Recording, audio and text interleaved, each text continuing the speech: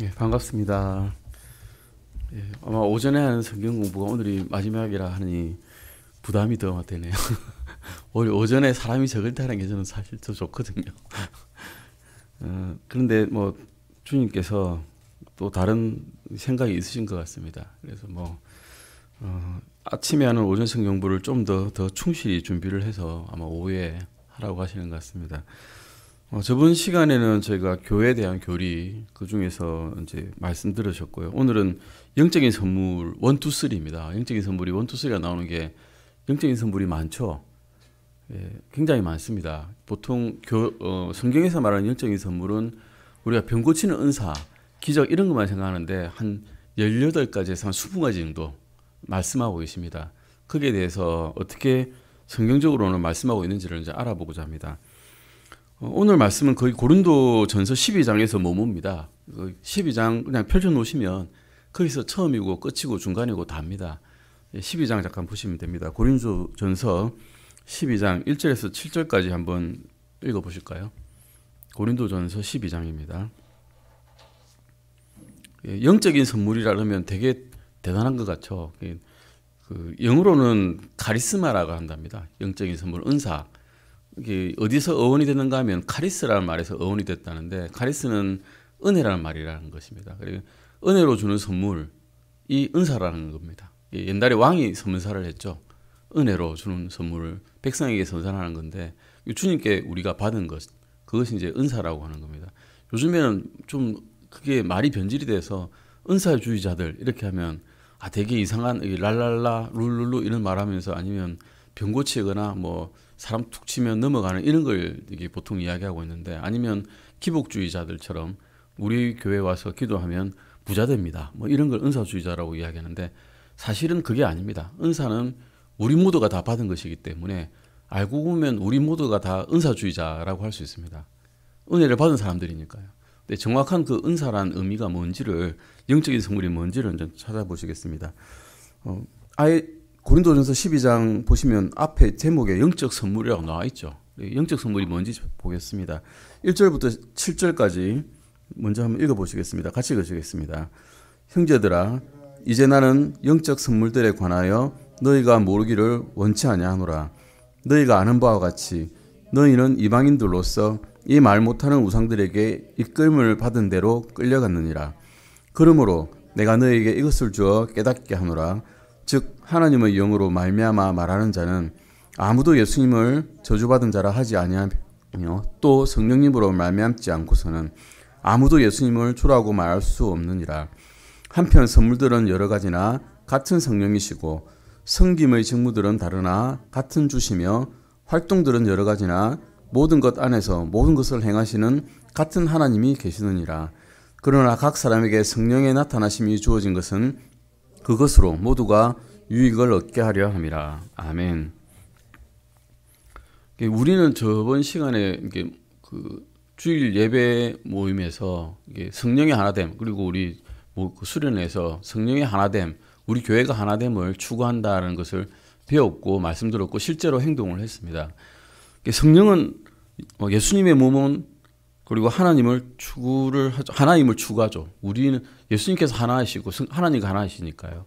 그리고 하나가 됨이 중요함이지만 또 그 중에서도 다양함이 있어야 됩니다. 우리는 다양하게 있지 않습니까? 서로 각각의 성격이 다 다르고 하는 일이 다르기 때문에 또 다양함이 있습니다. 그 다양함 중에서 서로 맞지 않는 부분이 있습니다.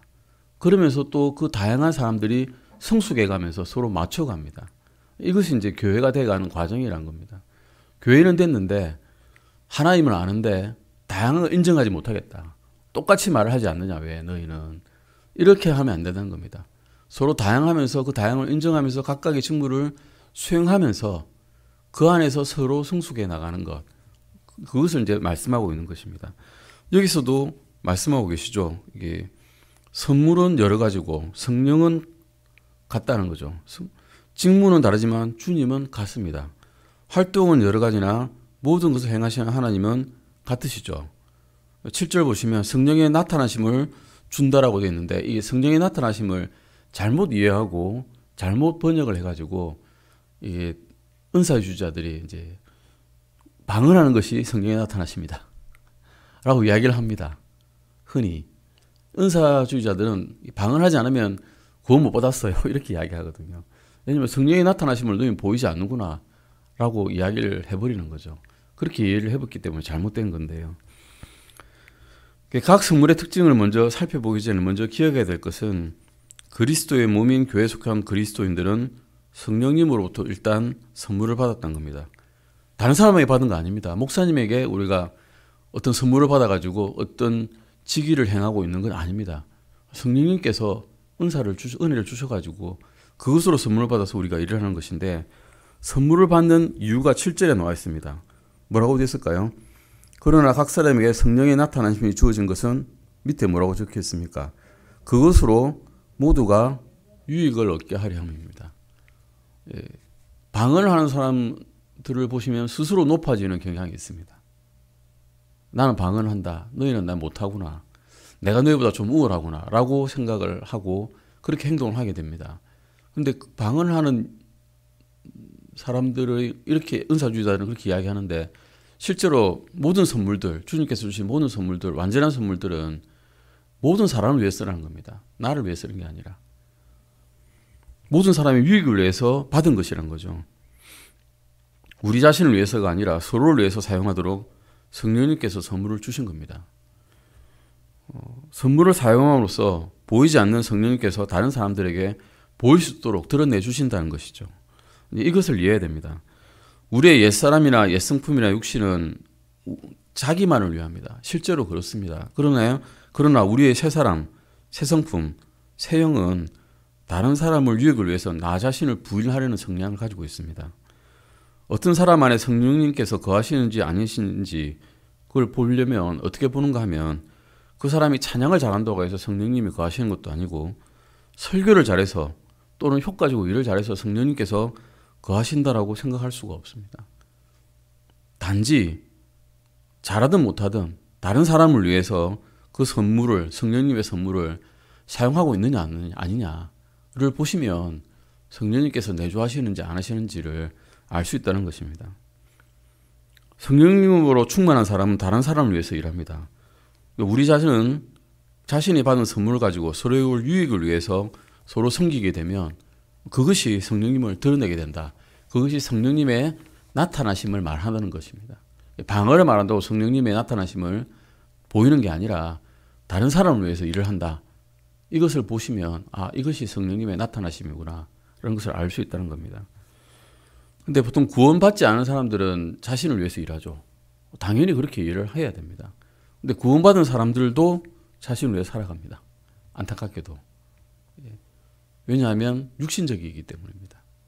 아직 성숙하지 못하기 때문입니다. 이게 잘못했다고 비난할 일은 아닙니다. 점점 성령님을 따라서 걷다 보면 언젠가는 다른 사람을 위해서 일하게 됩니다. 육신적인 그리스도인들은 어떤 생각을 가지고 있는가 하면 이 교회가 나를 위해서 무엇을 해줄 수 있지? 라고 생각을 합니다. 나에게 뭐가 유익이 되는가를 먼저 생각하는 거죠. 교회가 항상 나에게 뭔가를 해줘야 된다고 생각합니다. 어린아이가 그렇지 않습니까? 갓난아기는 돌봄을 받아야 됩니다. 근데 큰 사람은 어떻게 됩니까? 크게 되고 장성하게 되면 돌봐주게 되죠. 그렇게 되는 겁니다. 아직 어릴 때이구나라고 생각하시면 되는 겁니다.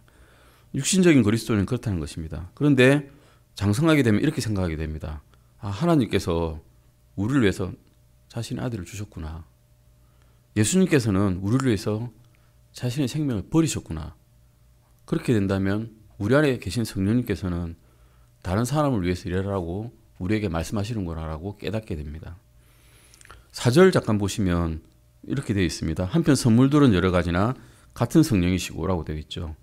구원받은 사람들은 같은 성령님으로부터 선물을 받았지만 똑같은 선물을 받지는 못했습니다. 다 각자 다른 선물을 받았습니다. 5절도 보시면 섬김의 직무들은 다르나 같은 주시며 라고 나와 있죠. 받은 선물도 다르지만 선물을 사용하는 방법도 다 다르다는 것입니다. 6절 보시면 활동들은 여러 가지나 모든 것 안에서 모든 것을 행하시는 같은 하나님이 계시느니라 라고 말씀하고 있습니다. 우리는 서로 다른 일을 하지만 우리가 다른 사람들의 유익을 위해서 성령님께 자신을 내어드리신다면 하나님께서는 우리 안에서 일하신다라고 말씀할 수 있습니다. 예, 제일 중요한 말씀이죠. 내가 능력이 있어서 일을 하지 않는다는 겁니다. 성령님께서 내 안에 들어오시면 하나님께서 명령하시는 거죠. 성령님께서 이런 일을 하시라. 명령하시면 성령님께서는 다른 건 하나도 듣지 않으십니다. 하나님의 말씀만 들으십니다. 다른 거 중요하게 생각 안 하십니다. 하나님의 말씀을 중요하게 생각하십니다. 그러면 그 성령의 말에 내가 귀를 기울이면 하나님의 일을 내가 할 수 있는 겁니다. 내 스스로 하다 보면 금방 지칩니다. 일주일 버틸까요? 2주일 버틸까요? 한 달은 버틸 수 있겠죠. 근데 꾸준히 할 수가 없습니다. 성령님께서 시키지 않으시면 꾸준히 할 수 있는 일은 절대 없습니다.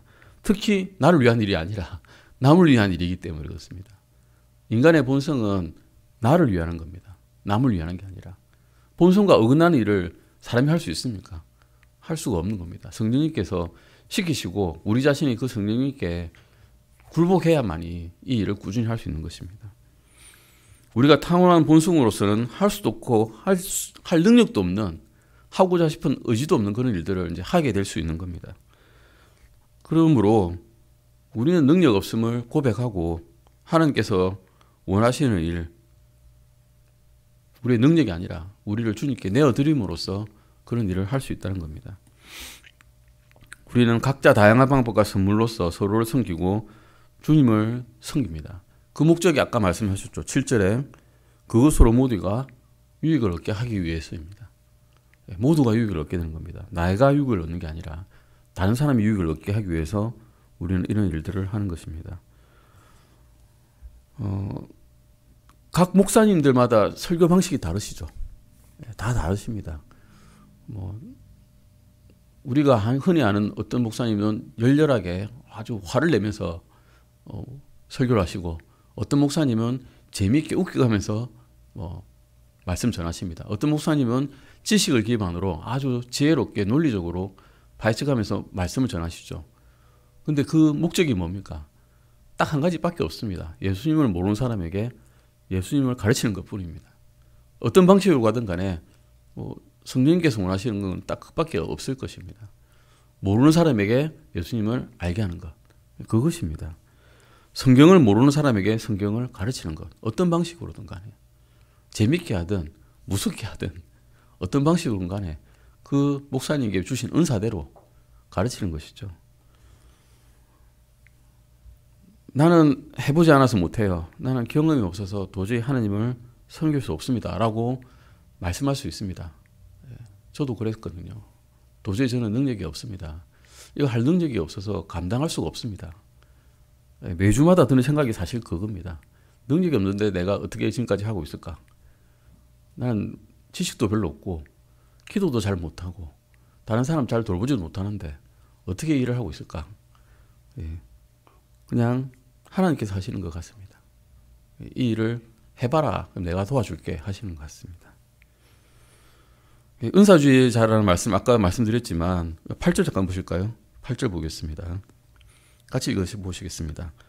어떤 사람에게는 성령에 의해 지혜의 말씀이, 다른 사람에게는 같은 성령에 의해 지식의 말씀이라는 말씀이 나오죠. 이게 이제 가르치는 말씀이죠. 지혜의 말씀, 지식의 말씀 이렇게 말씀 나오니까 조금 헷갈리는데요. 사실은 지혜의 말씀이 어떤 분들은 이렇게 이야기해요. 내가 이게 5천 명이 이렇게 모여있다 생각합시다. 내가 지혜가 있어가지고 지혜의 말씀을 성령님께서 주셨기 때문에 이 중에 가슴이 아프신 분이 계십니까? 이러면 가슴이 아픈 분이 한 분 계실 거예요. 5천 명이나 모이면 한 분은 안 있겠습니까? 가슴 아픈 사람이. 내가 그분을 고쳐드리겠습니다. 이런 식으로 이야기하는 거예요. 그게 지혜의 말씀이라고 생각하는데 그게 아니라 분명히 말씀이라고 나오는 것은 성경에 의한 가르침이 아니고서는 말씀이라고 하는 경우가 성경에서는 없습니다. 자기 멋대로 지어낸 말이 지혜의 말씀이나 지식의 말씀이 될 수가 없다는 겁니다. 즉 성경대로 하는 말씀, 성경에 의한 가르침, 그 성경을 읽었을 때 모르는 말을 조명을 비춰서 밝게 알게 해주는 그런 말씀, 이런 것이 지혜의 말씀이고 지식의 말씀이라고 할 수 있습니다. 당연히 구원받은 사람들은 성경을 읽습니다. 다 읽죠. 그런데 저도 그랬지만 아마 다 그러실 겁니다. 무슨 말인지 모르겠어. 다 읽었는데 모르겠어. 이게 무슨 뜻하는 거야. 다른 성경을 찾을 생각도 하지 않습니다. 다른 장을 찾을 생각도 하지 않고 구약 읽을 생각하지 않고 신약만 읽고 도저히 모르겠다. 또 히브리서 읽었는데 무슨 말인지 하나도 모르겠어. 이건 다음에 읽지. 이렇게 이제 넘어가게 됩니다. 근데 목사님께서는 그러지 않으시죠. 저기서 조금 여기서 조금 훈계 말씀에다 훈계 말씀을 더하고 이 지역에서 조금 찾고 저기서 조금 찾아가지고 조합을 해서 이 말씀이 무엇을 말하는지를 우리에게 밝히 가르쳐 주실 수 있습니다. 이것이 은사입니다. 목사님의 은사죠. 이렇게 할 수 있는 능력을 가진 사람이 사실은 얼마 없습니다. 가지고 있는 능력이 없거든요. 사람이란 게. 또 다른 다 각자의 재능이 있기 때문에 이런 사람이 별로 없기 때문에 그런 분을 우리 교회에 은사로서 주셔가지고 우리 교회 성도들에게 다 가르침을 줄 수 있는 그런 은혜를 주셨다는 겁니다. 모든 하나님의 백성은 성경을 연구하라고 분명히 디모데 전서 후서에서 말씀하고 계시죠. 연구하라, 스타디하라고 해서 스타디를 하긴 하지만 각자 재질이 다릅니다. 잘하는 사람이 있고 못하는 사람이 있습니다. 분명히 있습니다. 제가 운동선수처럼 100m 달리기를 10초 내에 뛰라 그러면 못하죠. 저는 당연히 못합니다. 저는 그런 육체를 가지고 있지 않기 때문입니다. 저보고 아인슈타인처럼 연구해서 수학을 열심히 연구해서 물리학의 법칙을 알아내라 못합니다. 하지만 그렇게 할 수 있는 사람이 있습니다. 그런 분이 하나님께서 은사를 받은 겁니다. 모든 구원받은 사람들은 성경을 다 정확하게 자세하게 알 수는 없습니다. 하지만 그런 것을 할 수 있는 분들이 계시기 때문에 저희가 도움을 받고 성경이 이 말씀이 무엇을 말하는지 이 문맥에서 무엇을 이야기하는지를 밝히 깨닫고 알 수 있는 겁니다. 그래서 교회에 나와서 배우는 겁니다. 다 잘 가르치는 사람은 있을 수 없다는 겁니다. 그런데 잘 가르치는 사람이 그러면 다른 사람보다 우월하냐? 다른 사람보다 더 영적이냐? 라고는 말을 못하겠습니다. 기도 잘 하시는 분, 다른 사람 잘 보살피시는 분, 더 긍휼하신 분, 더 잘 주시는 분이 영적으로 더 우월하실 수 있습니다. 실제로도. 하지만 그런 분들도 다 하나님의 명령 안에 하나가 되어서 서로 도와가면서 다른 사람에게 유익을 끼치는 그런 성도가 된다는 것입니다. 어떤 예화를 듣는데 레스터 롤로프라는 분이 계셨습니다. 그분은 기독교 신자셨는데 이분은 구약의 가르침을 믿었습니다. 르크만 박사님이라는 분을 아시죠? 우리 교회에서 아주 많이 인용하는 분인데 그분은 이분에 대해서 평하기를 아주 훌륭한 나의 동역자다라고 이야기했습니다. 그런데 그분은 구약을 믿었기 때문에 물고기 먹지 않습니다. 조류도 먹지 않았습니다. 돼지고기도 먹지 않았습니다. 하지만 율법을 지키는 그런 믿음을 가진 사람이었지만 성경을 자세히 잘 알지 못했지만 훌륭하게 고아들과 가난한 청년들을 도왔습니다. 자신의 은사가 그거였다는 거죠. 버논 맥기라는 분은 훌륭한 성경 교사였습니다. 이분은 긍휼하지도 않았고 다른 청년이나 고아들을 돕지 않았지만 자신이 받은 은사로서 많은 사람들을 가르치고 많은 사람들이 하느님과 예수님을 알 수 있도록 도왔습니다. 이것이 그들의 받은 선물을 사용하는 방식이었습니다. 하느님의 말씀이 이런 식으로 가르치게 된다는 것입니다. 그것이 주는 이유가 뭐냐? 이런 것들을 주시는 목적이 뭐냐? 그리스도의 몸을 세우는 것과 다른 사람의 유익을 주는데 다 사용된다는 겁니다. 이런 선물이든 저런 선물이든 나 자신을 위해서 쓰는 것이 아니란 거죠. 그 선물들이 전부 다. 9절 잠깐 보실까요? 고린도 전서 12장 9절입니다. 같이 읽으시겠습니다. 다른 사람에게는 같은 성령에 의해 믿음이, 다른 사람에게는 같은 성령에 의해 병 고치는 선물들이. 여기서 많이 넘어집니다. 병 고치는 선물이 나오거든요. 여기서 은사주의자들이 많이 사용하죠. 병 고치는 선물이니까 우리는 성경에 나오니까 병 고치는 선물이 있어. 나만이 가지고 있어 라고 이야기를 하는 거죠. 나만이. 근데 지금 병 고치는 은사를 가진 것이 있습니까? 예. 물론은 있습니다. 치유의 역사가 있죠. 저도 경험했습니다. 기도하고 많은 성도들이 간구하면 은혜 있는 분들이 간구하고 저도 간구하고 병 낫는 은혜를 경험했습니다만은 특정한 사람에 의해서 그 사람만이 병 고치는 은사를 가지고 나만이 할 수 있다 이런 건 없다는 겁니다. 사도 시대에는 있었습니다. 사도들이 병 고치는 은사가 있었습니다. 바울도 병 고쳤죠. 바울도 죽은 사람도 고쳤습니다. 그런데 그것은 완전한 성경, 완전한 말씀이 나오기 전에 많은 사람들에게 그리스도의 나타나심을 표적으로 주기 위해서 나온 것이지 결코 어떤 사람이 능력을 주고 그 능력이 지금에도 있다라고 말한 게 아닙니다. 완전한 말씀이 나오면 이런 은사는 사라졌다라고 보시면 됩니다. 로마서 10장 17절에서 믿음은 들음에서 나오며 들음은 하나님의 말씀에서 온다라고 말씀하고 계십니다. 지금은 하나님의 말씀이 완전하기 때문에 이 완전한 믿음을 표적으로 나타낼 필요가 전혀 없지 않습니까? 성경을 읽으면 누구나 이해할 수 있는 그런 시대인데 표적을 주시지 이제 않으시는 겁니다.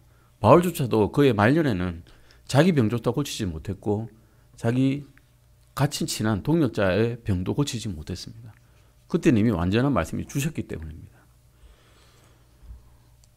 이런 선물들, 또 병 고치는 은사라고 나오죠. 병 고치는 은사는 지금도 없다라고 보시면 됩니다. 지금은 없는 은사라고 보시면 되고 누군가 여기 병 고치는 은사가 있어서 여기 오라 저기 오라 말씀하신다면 안 가시는 게 나을 것입니다.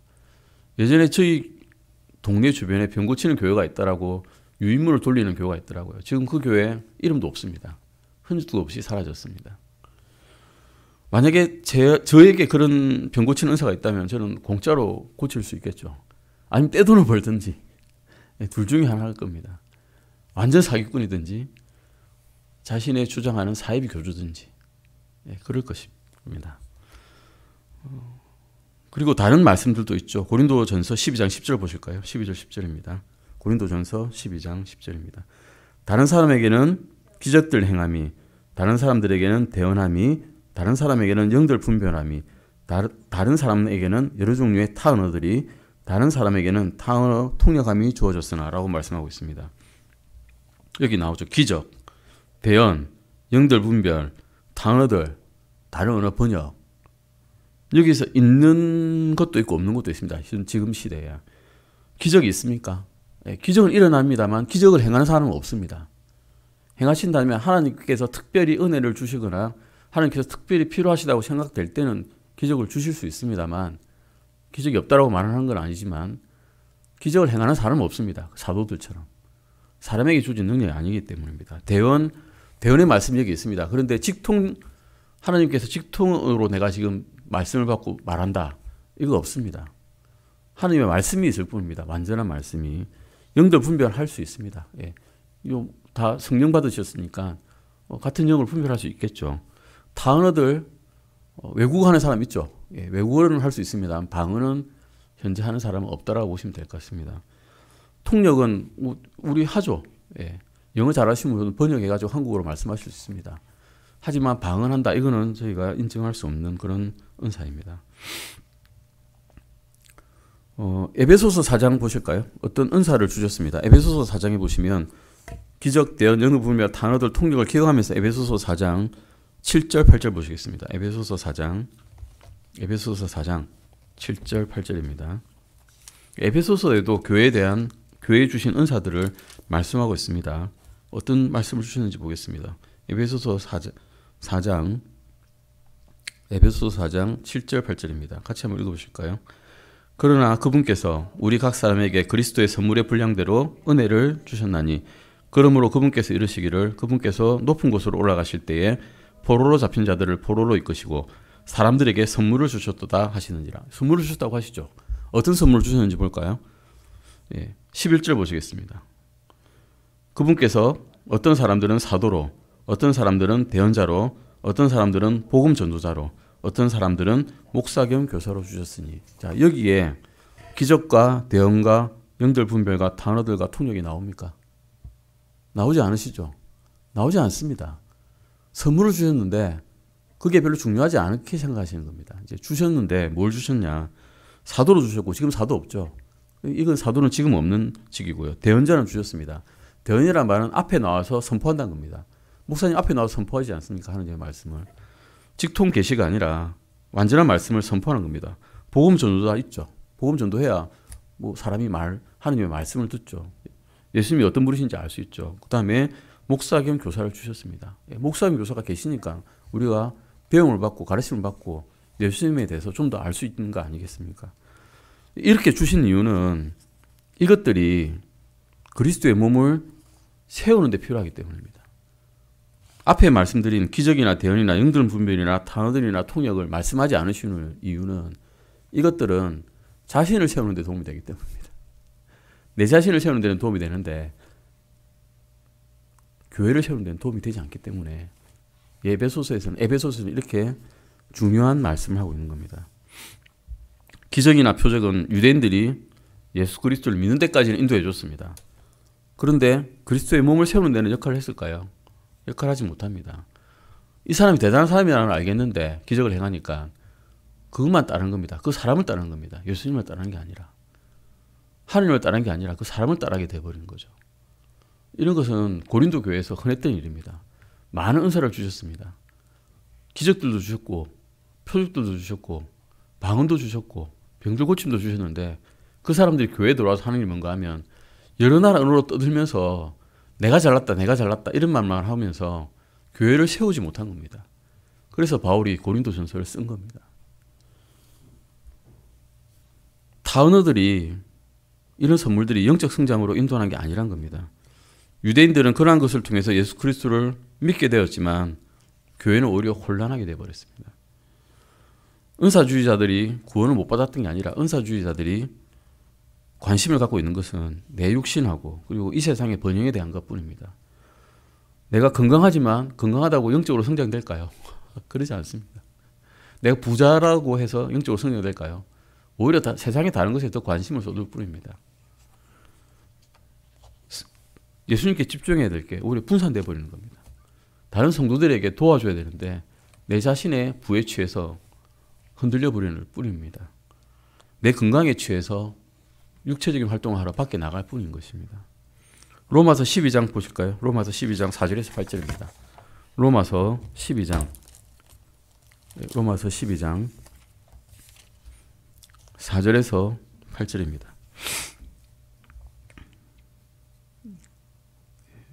로마서 12장 4절에서 8절 같이 한번 읽어보시겠습니다. 로마서 12장 4절에서 8절입니다. 같이 읽으시겠습니다. 우리가 한 몸 안에 많은 지체를 가지고 있으나 모든 지체가 같은 직무를 가지고 있지는 아니하나니 이와 같이 우리도 여럿이지만 그리스도 안에서 한 몸이요 각 사람이 서로 지체이니라. 그러므로 우리에게 주어진 은혜에 따라 우리가 다른 선물들을 가지고 있으니 대언이면 우리가 믿음의 분량대로 대언하고 혹은 사역이면 우리가 우리의 사역하는 일로 섬기며 가르치는 자는 가르치는 일로 섬기고 권면하는 자는 권면하는 일로 섬기며 주는 자는 단순함으로 그 일을 하고 다스리는 자는 부지런함으로 긍휼을 베푸는 자는 즐거움으로 할 것이니라. 이것이 다 주님께서 주신 선물입니다. 은사입니다. 이게 가르치는 것, 사역하는 것, 권면하는 것은 다른 사람이 지쳐 있거나 필요할 때 그 사람을 지치지 않도록 옆에서 도와주는 것이죠. 이것이 권면하는 것도 은사고요. 주는 것도 은사입니다. 주는 게 은사라고 생각한 적 별로 없으실 겁니다. 주는 게 은사입니다. 다스리는 것도 은사입니다. 긍휼을 베푸는 것, 다른 사람 불쌍히 여기는 것, 이것도 은사입니다. 주님께서 주신 은사가 이렇게 많은데 기적이나 방언만 매달리는 것은 너무나 불쌍한 일 아닙니까? 없는 은사를 매달리고 없는 은사에다가 기도하는 것, 너무 불쌍한 일이 아닐 수 없습니다. 주신 은사를 가지고 다른 사람을 섬길 수가 있다는 겁니다. 대언 자체도 다른 사람을 세워주고 권면하고 위로하는 것입니다. 성경에서 말씀하는 것은. 그런데 하나님께서는 계시록을 끝으로 모든 것을 예언을 끝내버렸습니다. 지금 이 시대의 은사주자가 지금 저기 가서 주식을 사세요. 사면 대박 날 겁니다. 이거 다 성경에 없는 말씀입니다. 완전히 다른 말씀입니다. 그런 말씀 들으면 안 됩니다. 지금 예언은 끝나버렸습니다. 끝까지 다 끝났습니다. 영원의 영혼까지 대언은 끝나버렸습니다. 더 이상 여기에 말씀을 더하는 것도 안 되고요. 빼는 것도 안 됩니다. 주님께서는 분명히 그렇게 요한계시록 시작할 때 그렇게 말씀하셨습니다. 물론 주님께서는 오늘 오실 수도 있고 내일 오실 수도 있습니다.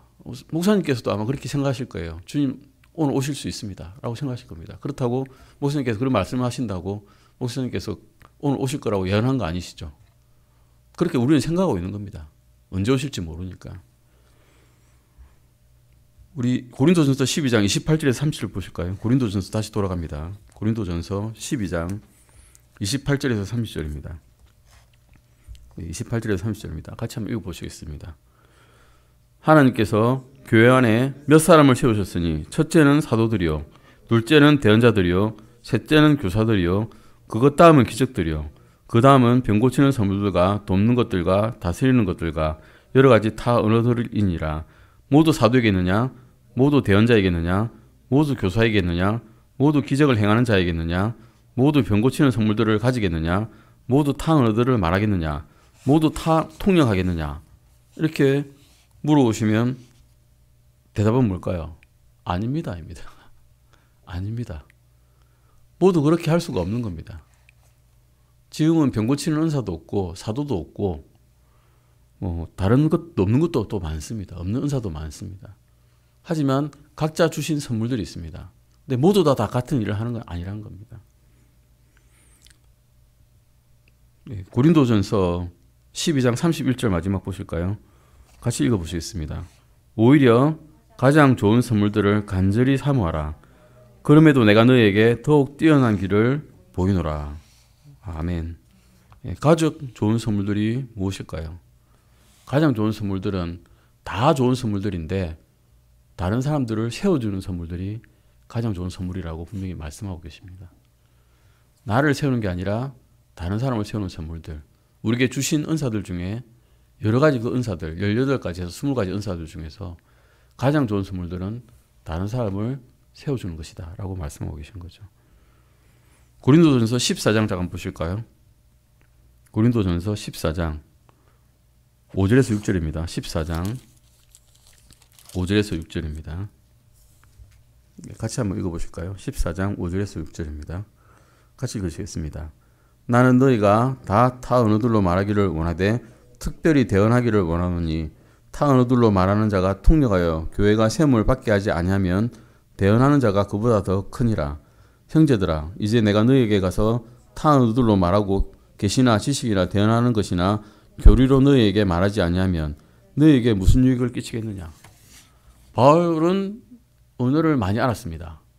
수많은 언어들을 알았습니다. 아주 지식이 많은 지식인이었습니다. 그런데 고린도 교회에 가서 다른 언어로 말해가지고 교리나 이런 것들을 말해서 세움을 받지 못하게 한다면 차라리 너희가 아는 단어로 몇 마디를 말함으로써 너희가 세움을 받는 것이 오히려 더 낫다라고 고린도 전서 14장 12절 19절에서 말하고 있습니다. 19절 잠깐 보실까요? 같이 읽으시겠습니다. 그러나 교회에서는 내가 알지 못하는 타 언어들로 만마디 말을 하느니 차라리 이해하면서 5마디 말을 하여 내 목소리로 다른 사람들도 가르치리라 라고 말씀하고 계신 겁니다. 예수님께서 너희를 구원하셨다 이 말을 아는 말로 말하는 것과 모르는 중국어로 말하는 것 무엇이 우리에게 유익이 되겠습니까? 당연히 아는 한국어로 말로 말하는 게 우리에게 유익이 될 것입니다. 이렇게 말씀하고 있는 겁니다. 이것이 선물에 대한 성경적인 가르침입니다. 다음 시간에는 이 선물들에서 좀 자세히 볼 건데요. 사도와 대언자, 복음 전도자, 그리고 목사와 교사 이런 것들에 대해서 하나씩 살펴볼 것입니다. 기도하시고 마치겠습니다. 하나님 아버지